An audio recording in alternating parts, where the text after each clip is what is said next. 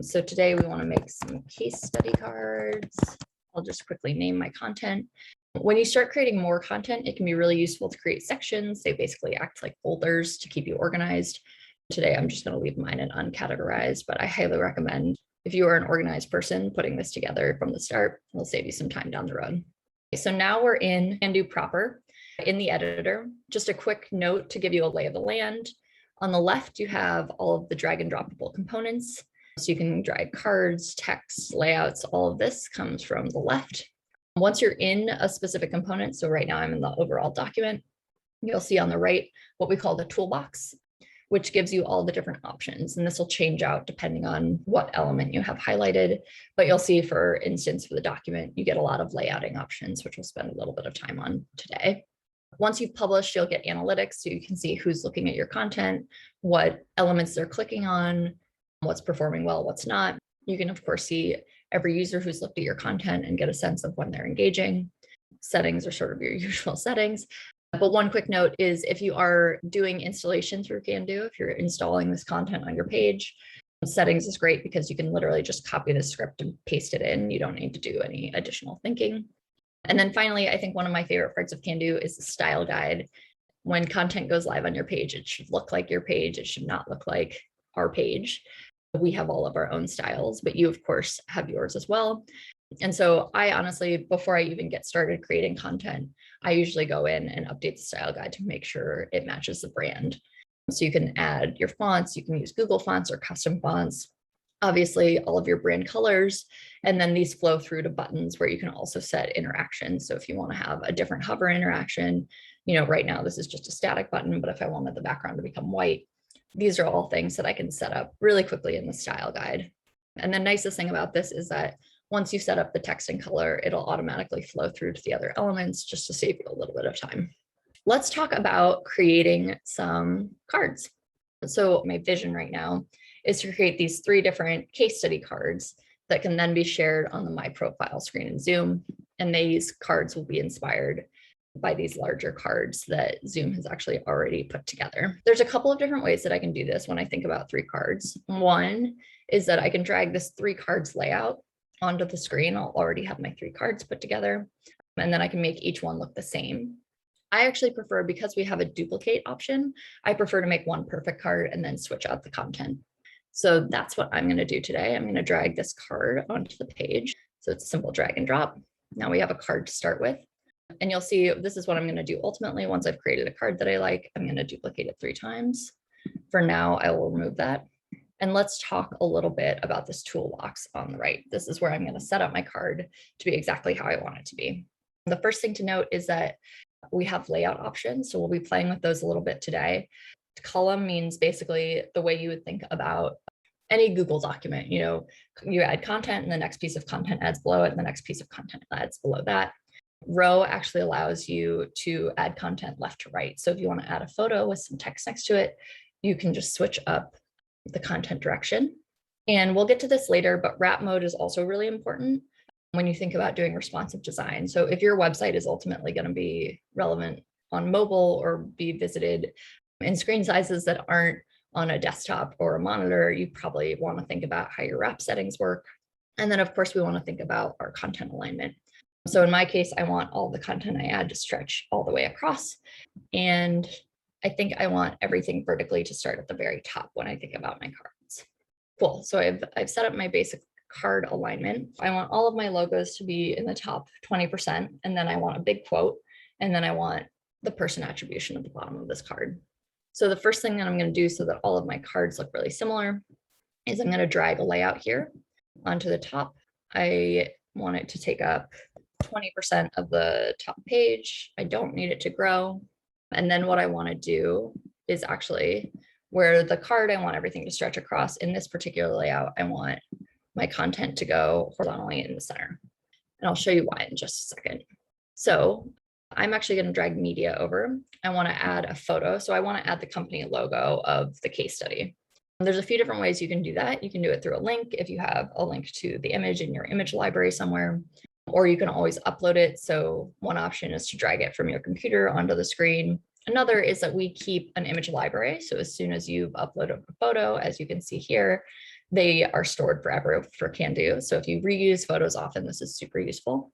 I'm going to select this InBev image and then, okay, great. The next thing I want to do below that is that I want to add a company quote.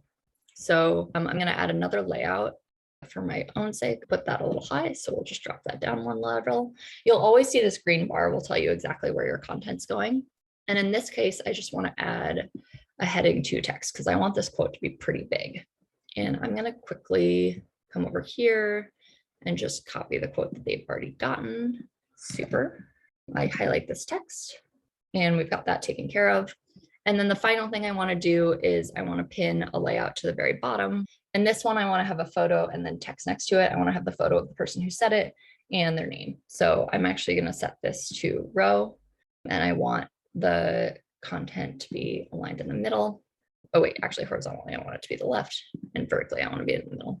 So I'm actually going to first add an image again, drag that over. Sorry, here we go. And in my content library, I'm just going to upload it.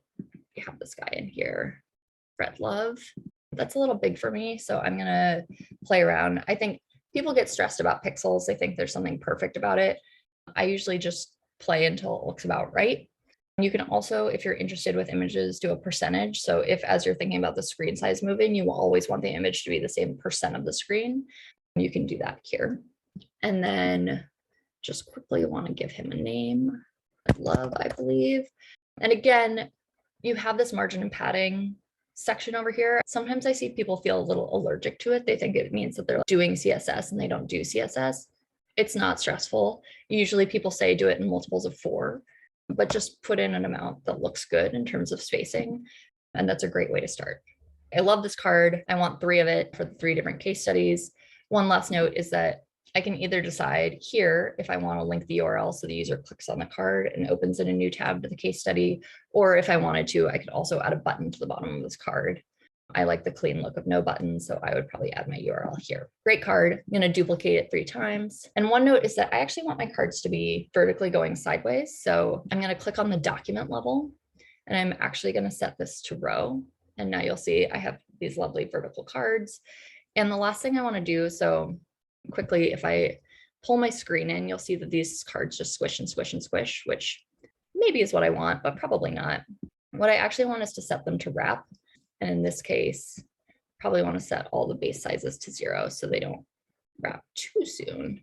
Here we go. And I can actually multi-select the cards so that I don't have to do this 3 times. Awesome. And I want to set them all to grow if possible so they take up the full space. Yay, look at these beautiful cards.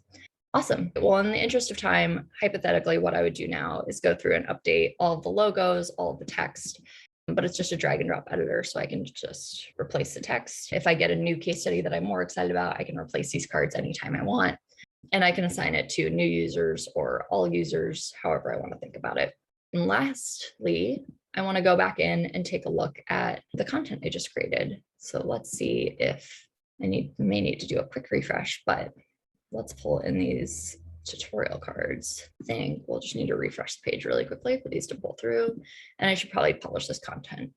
I usually hit publish just to pull through into the Chrome extension faster. Until you've actually installed it, this content isn't publishing anywhere. It's just into the ether. So don't feel stressed about hitting publish. It's just a great way to sort of confirm that you're ready to go with this content. So in my profile now, I should have these case study cards. We'll just take a look at this testimonial. And I think I'm going to put them here and we'll see the final version. So I actually built these yesterday, but as you can see, this is sort of ultimately what these would look like if I wanted to trade out. We'll even hide the borders. So if, for instance, you're coming into Zoom for the first time and they want to inspire you with a few different case studies, this would be a really easy way for them to pin that information to the page. We're actually coming up a time that went faster than I was expecting. If any of you have any questions, please post them in the chat. I'm happy to answer them if you want to go a little over, or we have a beta. We're always looking for feedback. Please reach out to me at georgia@candu.ai or my colleague Adam, who's adam@candu.ai. If you have any questions or if you're trying to set up your own content, we're happy to help. And we're always interested in hearing your feedback. Yeah, we can schedule a one-on-one too. Maybe if you're not so comfortable with the editor, it's sort of like the prosumer Canva versus say a Photoshop, right? You may not be comfortable with padding and margin, et cetera. We'd love to do a one-on-one session with you, walk you through the product, and as well as even coming up with some design inspiration and figuring out where there's opportunities either in customer onboarding, feature adoption, customer education, et cetera, where you'd be able to implement Candu for your users' experience. And I know we just blazed through this in 15 minutes. As you may be able to see, I do this stuff all the time and think about it constantly. So we'd love to actually be there to help you do it as well. So if you have any questions after this session, or if you're interested in building something out like this, please let us know, and we're happy to do a one-on-one. That concludes our overview demo of Candu. Please note, we do these every week, so there's a ton of these videos on our YouTube channel. So if you're interested in digging deeper, please check those out as well.